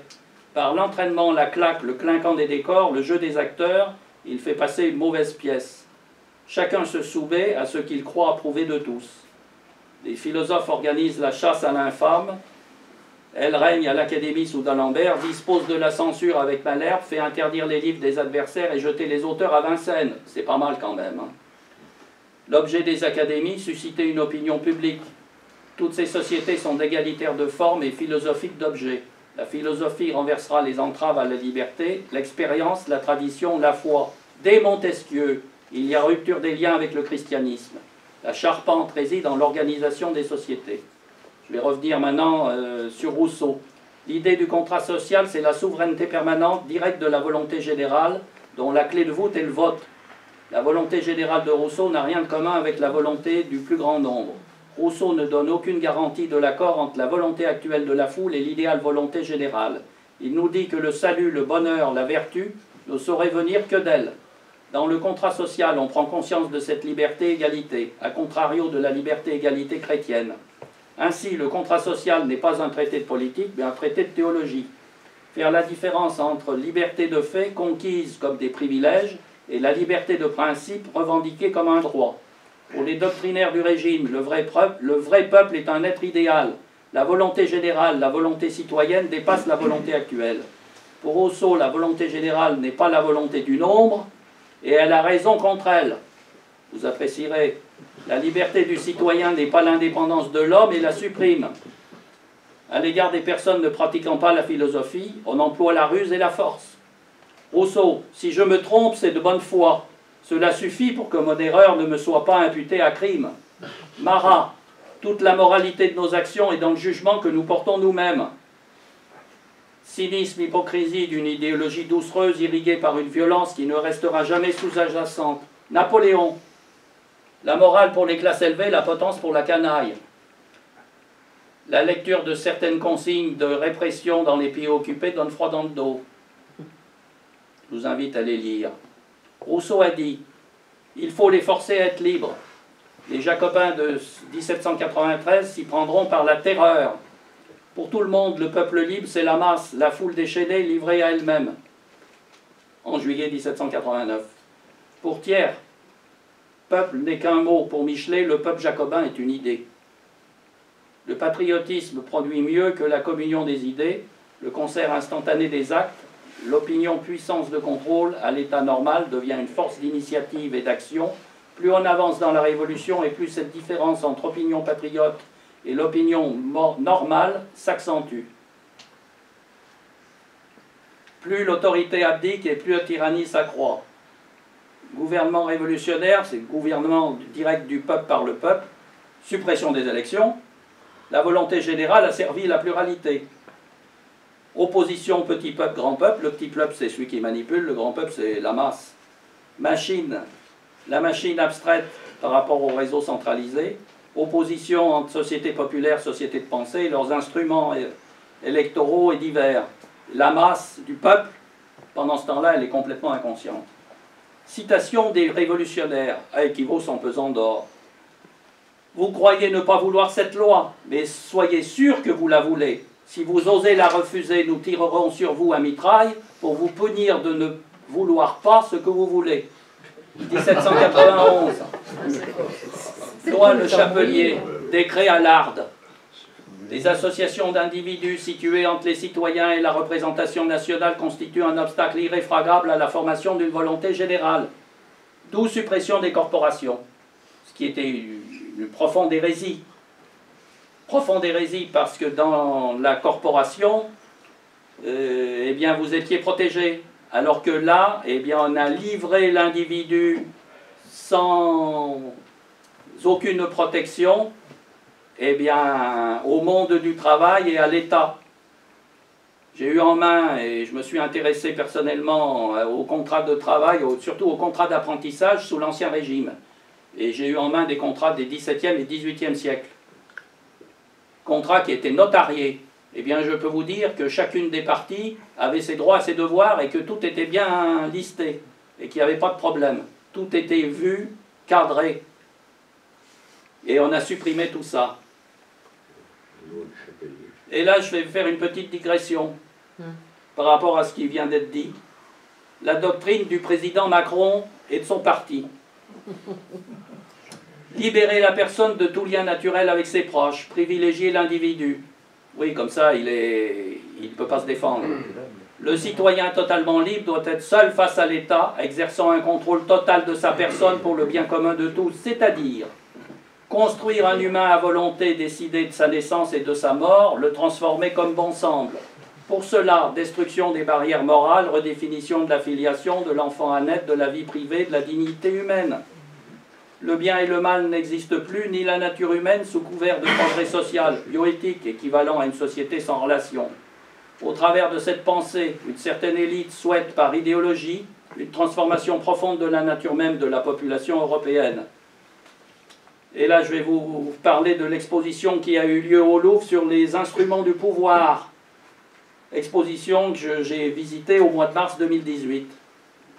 Alors, on commence par vous présenter, bien naturellement, les couronnes des rois, les sceptres et un certain nombre de choses. Et vous ne devinerez jamais comment se termine l'exposition. Elle se termine par les portraits de tous les présidents de la République. Bon, ça semble normal.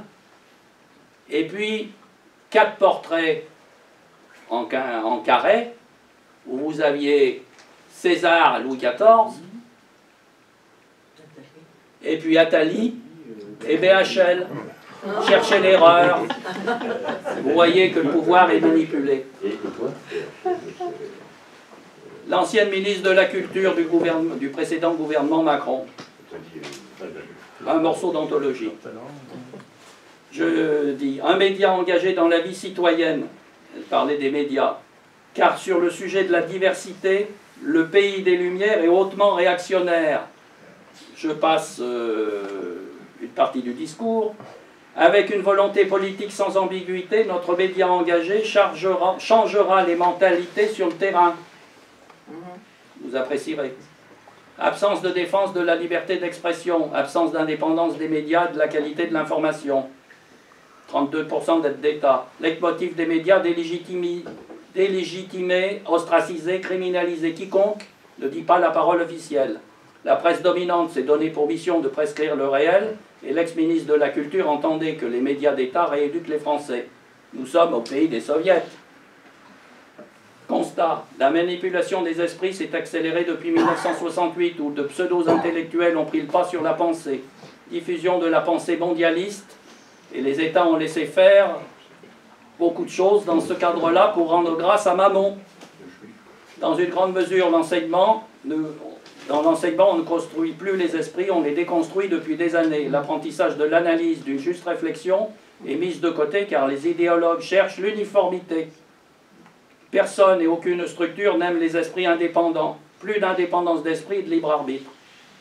Et ça, on le voit bien dans le monde du travail, c'est flagrant. La construction européenne s'est réalisée par l'abandon de droits régaliens qui constituent la souveraineté d'une nation.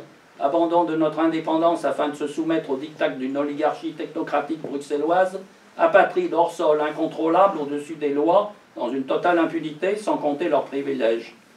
En outre, le protocole de Barcelone du 6 novembre 1973 et les accords de 1975, par lesquels les élites européennes, 6 pays, ont vendu l'Occident à l'islam compte tenu de la crise pétrolière. Vous apprécierez, et là je citerai le général de Gaulle, on ne peut pas mélanger l'huile et le vinaigre. La révolution ne promet pas la liberté au sens vulgaire du mot, mais au sens de Rousseau, qui est anarchie, affranchissement de toute autorité personnelle. On n'obéit pas à un homme, mais à un être impersonnel, la volonté générale. Leur liberté individuelle consiste à refuser l'effort, à se révolter contre toute force morale, contre les formes du désir et du respect, écarte les affinités de nature, la famille et les sentiments humains. Le gouvernement révolutionnaire est le règne des sociétés de pensée, de la philosophie, de l'humanité, des hommes libres, de la cité nouvelle. Ce régime, la démocratie pure, gouvernement personnel et direct du peuple par lui-même. C'est l'opinion soumise à ce régime qu'on appelle le peuple en 1793.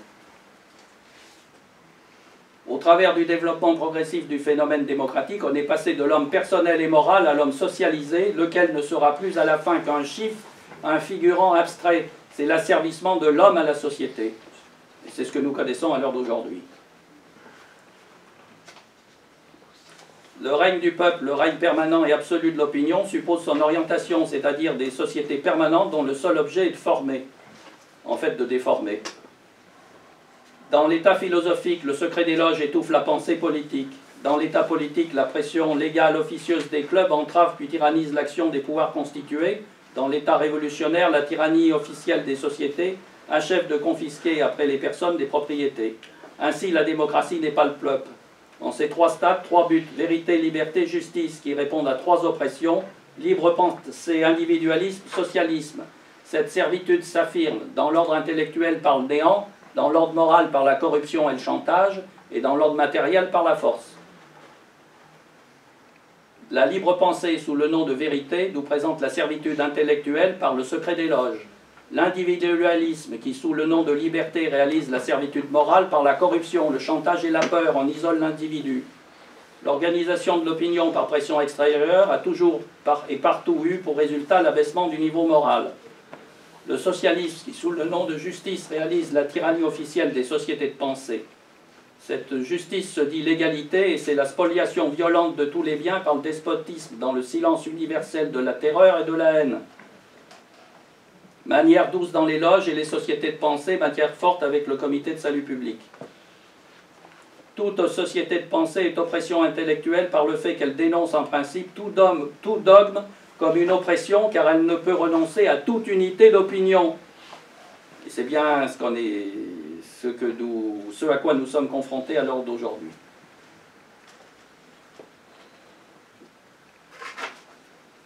Le peuple devra subir l'impulsion secrète de maîtres qu'il ignore, de sa liberté d'affranchissement, la pression officieuse de politiciens qu'il méprise, de sa vie de bonheur, entre guillemets, le carcan jacobin. Secret, chantage, violence sont les trois moyens de l'organe social. Ignorance, faiblesse, terreur sont les trois instruments pour assurer à l'aide collectif la conscience, l'autonomie, le bonheur. Ce sont les trois étapes de la régénération nouvelle. Constat, déni de démocratie flagrant. Je rappellerai en cela le référendum de 2005 où le peuple a voté contre l'Europe et le gouvernement fait voter oui par le Parlement. Cherchez l'erreur. Les mots travail, philosophie, liberté, vérité prennent un sens spécial et inverse de l'acceptation courante. La société de pensée est orientée à son insu. Savoir est bien, ne pas comprendre est mieux. C'est à cela que se montre le philosophe. L'encyclopédie ne contient pas une idée, pas une invention nouvelle. Elle impose un point de vue, ne propose pas de raison. L'arme est insaisissable. L'ancien monde ne concevait pas qu'une connaissance efficace puisse s'acquérir sans effort réel. Instruire à l'école au lieu de former à l'atelier, faire apprendre au lieu de faire et faire, expliquer au lieu de montrer et de corriger. Voilà la réforme des philosophes. La foi est la première atteinte dans la société de pensée. Elle est préjugés, superstitions odieuses et induit l'inversion religieuse. Dans la réalité, devant la souffrance, l'effort, la mort, la foi s'impose. La pensée sociale, son premier pas consiste à supprimer la conscience. Nos politiques ont-ils encore une conscience? Telle est la question. Destruction de la foi. La seconde, refuser l'effort à déclarer tyrannique contre nature tout ce qu'il exige. Pour eux, la foi est absurdité, la tradition contrainte, l'expérience obstacle, l'intuition disparaît. Pour la foi, mais la foi rend conscient et donne de l'indépendance. Et c'est ce qui pose problème à tous nos dirigeants. Là, je vais passer un petit peu sur les techniques de la machine. Hein,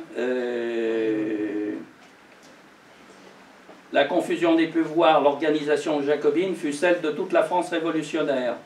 Les sociétés populaires ont été les surveillantes des autorités constituées de gouvernement. Création de sociétés délibérantes et permanentes. Et en fait, c'est l'autosurveillance, hein, on va retrouver ça dans ce qui s'est passé dans la Révolution russe. C'est ainsi que des lois révolutionnaires violent les premières règles de la jurisprudence, avec l'effet rétroactif, les droits et les libertés les plus élémentaires, des massacres révolutionnaires dès lors légitimes, des armées révolutionnaires qui ont comme tel le droit d'entrer chez les particuliers, d'y faire et d'y prendre ce qu'elles veulent, une police révolutionnaire qui ouvre les lettres, ordonne et paye la délation, une guerre révolutionnaire qui est au-dessus du droit des gens, une justice révolutionnaire qui se passe de défense, de témoins, d'instruction et d'appel. C'est pas mal. Le régime social institue le règne personnel du Dieu peuple. Cette incarnation a pour effet de fonder une morale nouvelle qui demande non si un acte est bon ou mauvais, mais s'il est révolutionnaire ou non, conforme ou non à la volonté présente et agissante du Dieu. C'est cette orthodoxie que les Jacobins appellent le patriotisme. Robespierre, un homme qui manque de vertu publique ne peut avoir de vertu privée. Les procès, je rappellerai les procès de Carrier et des autres assassins que nous connaissons bien, dont certains ont été acquittés, car ils avaient volé, pillé et assassiné, mais révolutionnairement, vous apprécierez. Nous sommes en présence d'un dogme, l'avènement d'un nouveau Messie, l'intervention sensible d'un être absolu dont la volonté est supérieure à toute justice, dont la défense justifie toute fraude et toute violence. Le peuple, nos libres penseurs disent la démocratie. Sur cette présence réelle du Dieu est fondée la morale et le droit, nouveau pouvoir illimité et confondu. Le public insuffisamment éclairé, compris fort mal.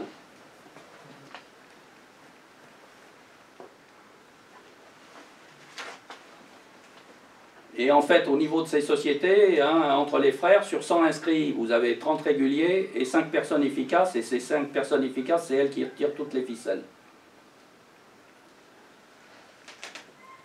Pour assurer l'unité de pensée sans dogme ni credo, la règle est de ne jamais aborder le sujet au nom d'une décision collective déjà prise. On est très souvent mis devant le fait accompli. La machine maintient la discipline la plus rude car elle est inconsciente. Là où la liberté règne, c'est la machine qui gouverne. L'une est là par la force des principes, l'autre par la force des choses. La machine exploite l'égoïsme sous 2 formes. Le désir de gagner, la crainte de perdre, l'intérêt, la peur, la délation, la passivité. Avec une prédilection du système pour les étrangers et dans la naturalisation, vous apprécierez. 1788, pour faire adhérer la province, on commence par les villes, dont on est sûr, en pesant sur les autres au moyen des adhésions acquises. Travail de boule de neige à tous les niveaux, au travers de l'infiltration des corporations par la maçonnerie. L'argument du fait accompli est l'argument social, l'opinion des autres, le seul qui soit pur de tout alliage de convictions personnelles. Il assure tous les votes sans motif, l'appoint de l'ignorance, de la sottise et de la peur. Le jeu du cercle intérieur est d'accroître cette liberté de principe. Pour ce faire, on change l'objectif, on élève la discussion jusqu'au niveau philosophique, on l'abaisse aux derniers détails administratifs. On y convie les illettrés, on prolonge les séances, on multiplie les séances. Pour un vrai démocrate, la meilleure garantie contre l'indépendance de l'homme, c'est encore la liberté du citoyen. La liberté conçue, il faut que l'autorité reconnue disparaisse, c'est-à-dire que le peuple délibère en permanence sans maître ni élu, ni commis, c'est la société de pensée. L'ordre révolutionnaire, c'est la foule des adhérents, on lui demande de laisser faire, aux tireurs de ficelle de jouer sans scrupule du fait accompli, de veiller à la conformité sociale en se concentrant sur chaque conviction personnelle isolée par la liberté, le poids des adhésions passives de la machine. La machine a tout à craindre de la présence d'un intérêt, d'un homme, d'une foi qui grouperait des votants en dehors d'elle et leur donnerait une volonté propre. Donc,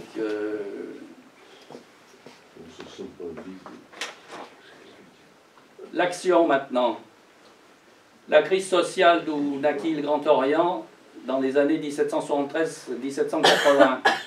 Il a fallu 7 ans au Grand Orient pour se constituer, 4 ans pour la sociétaire pour tuer ses rivales et épurer ses filles. Il est utile de dire qu'ils ont fait un sacré ménage à l'intérieur de leur association.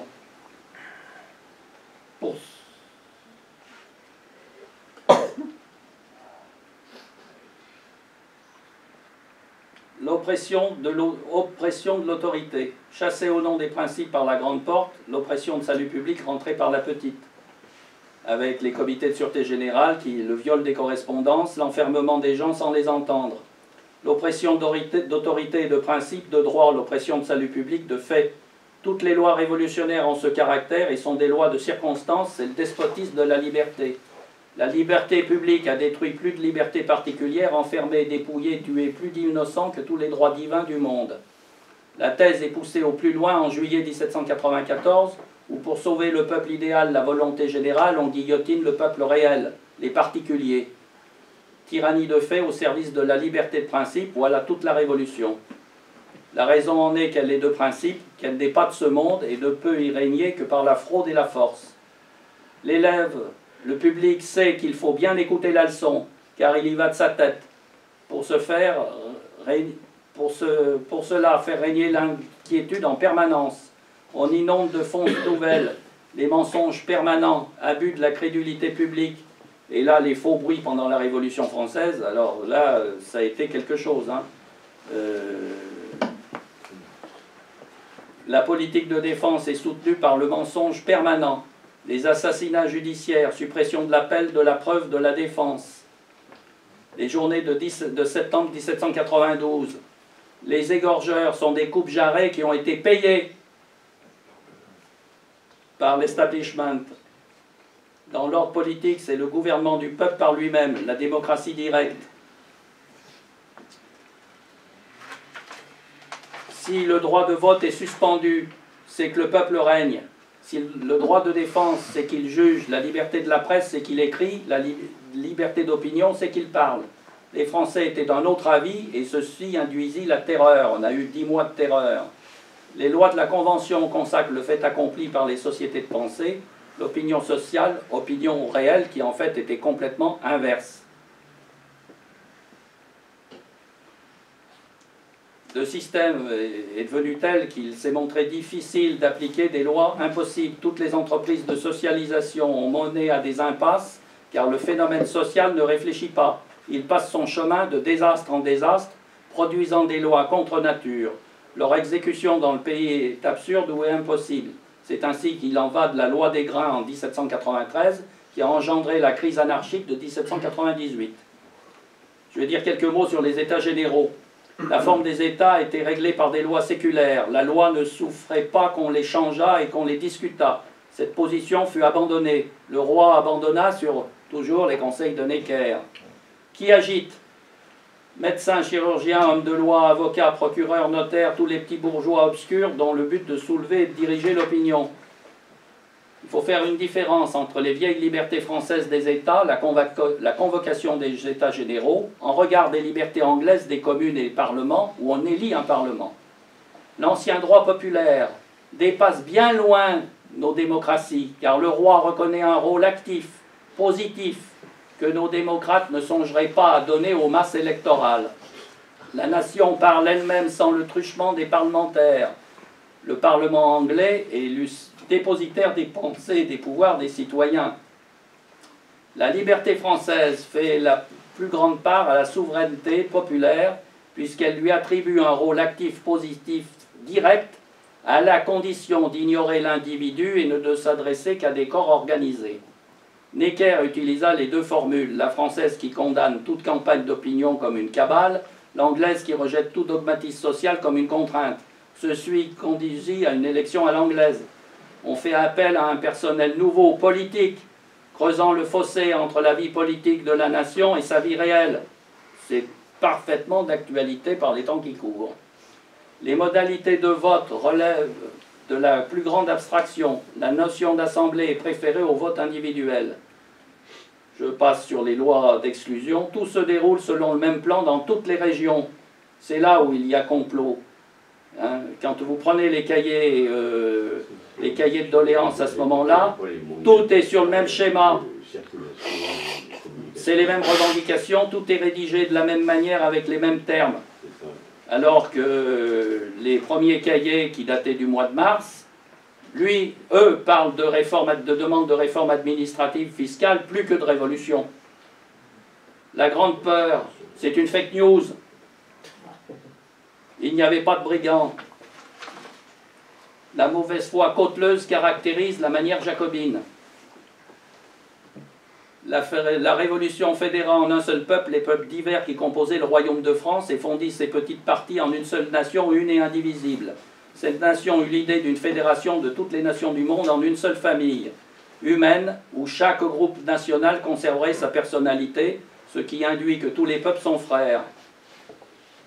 L'identité française, elle était faite depuis la guerre de 100 ans. Les Jacobins se voyaient à la tête d'une république européenne. lire à cet effet les adresses et les circulaires des Jacobins 6 mois avant la guerre. Que se passe-t-il à l'heure d'aujourd'hui? Quelles sont les envies d'un monsieur Macron? Devenir président de l'Europe. Donc rien n'a changé. C'est toujours les mêmes idées que vous retrouvez, qui ont traversé les siècles. Depuis 1770,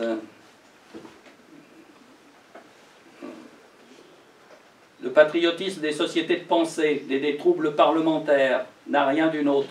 C'est bien lui qui tua par principe, selon les maximes de Rousseau, tous les organismes de l'ancienne France, qui désossa la nation, la désagrégea pour lui faire porter sans révolte l'énorme carcan administratif qu'il traîne depuis cette date et qui donne une prise si commode aux tyrannies césariennes ou sectaires. Il anéantit tous les petits patriotismes au nom du grand, de l'unité nationale, le seul subsistant aujourd'hui de tant de liens qui attachaient un Français d'alors à son pays.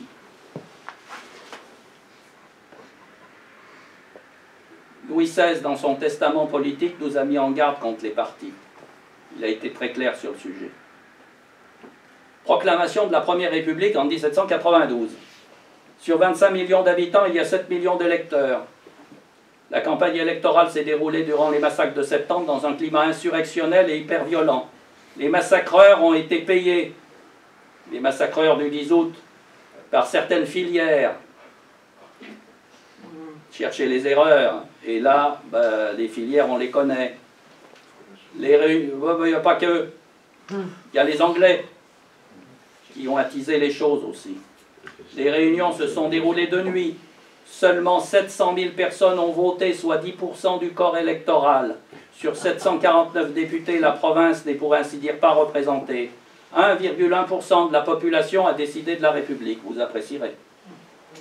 Citation de Robespierre.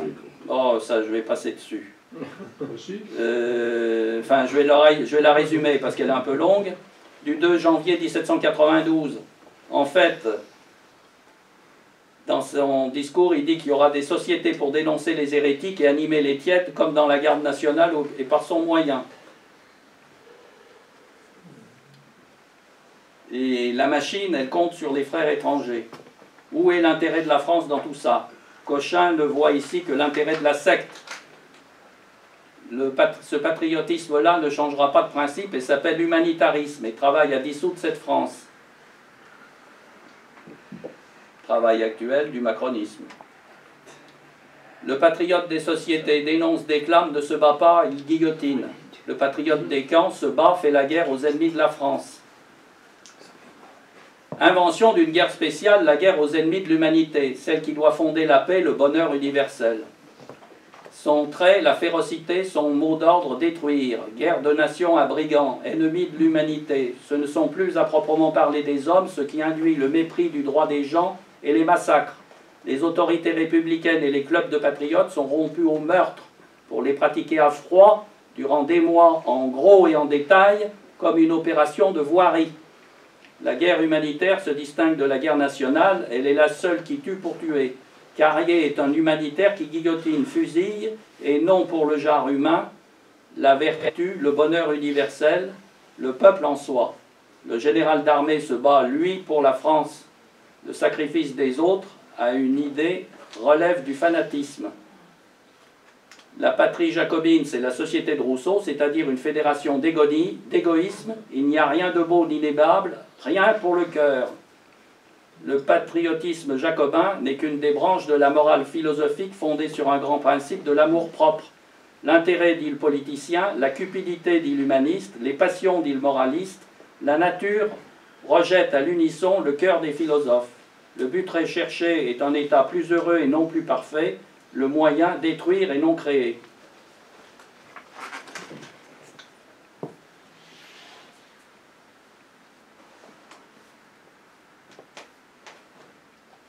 Je dirais, oui, il y a complot, et ce suit depuis l'origine même, s'il y a eu des périodes de pénombre. Ce travail se poursuit de nos jours, armé de la même idéologie mortifère. Chez ces gens-là, il n'y a pas de place pour Dieu, mais Dieu est là, bien présent parmi nous, d'où les réactions populaires de personnes se sentant trahies, méprisées par la classe dominante. le peuple rentre en résistance et se tourne peu à peu vers des fondamentaux qu'il n'aurait jamais dû abandonner. La religion chrétienne et ses principes sont seuls en mesure de lutter contre la machine. Maintenant, j'en viens à ma conclusion, qui est très personnelle. Les citoyens n'ont pas besoin que l'on pense à leur place, c'est le pari de l'intelligence et du bon sens.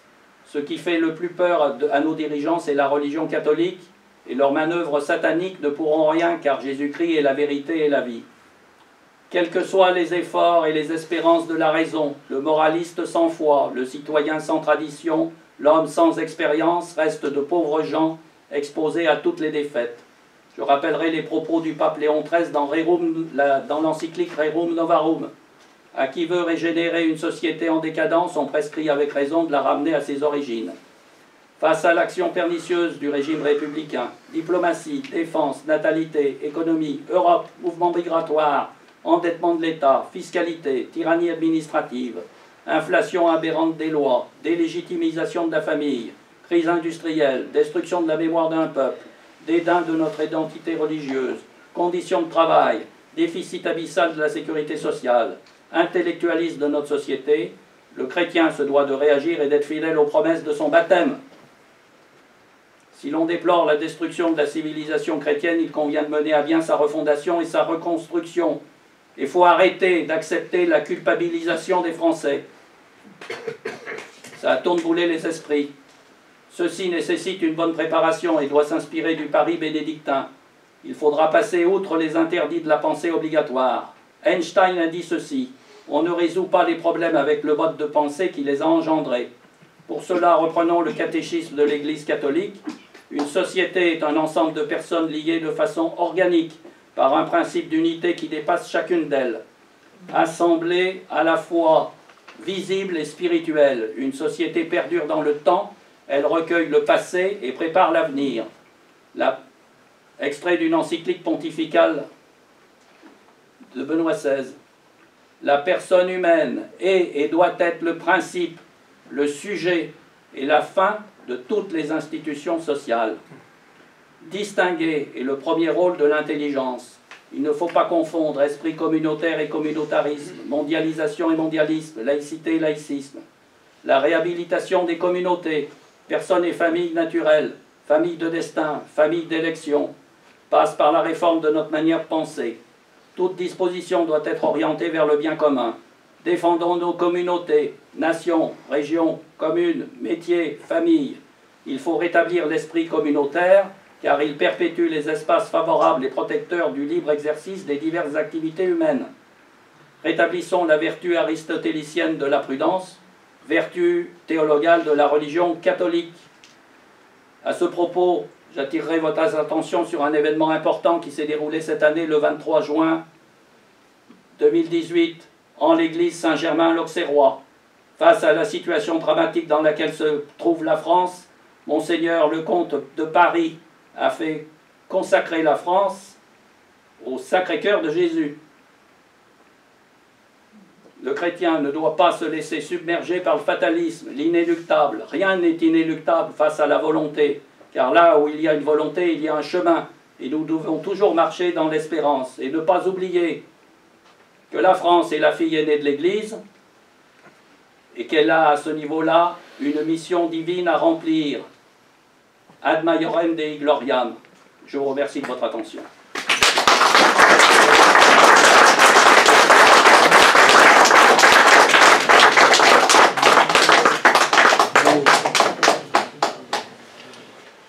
Bon, j'espère vous avoir pas trop endormi. Et si vous avez des questions, je suis prêt à y répondre. Mais tu vas peut-être y répondre pendant qu'on se restaurera à côté. Donc je vous invite à passer à côté. Je suis désolé de la longueur de l'exposé, mais il a fallu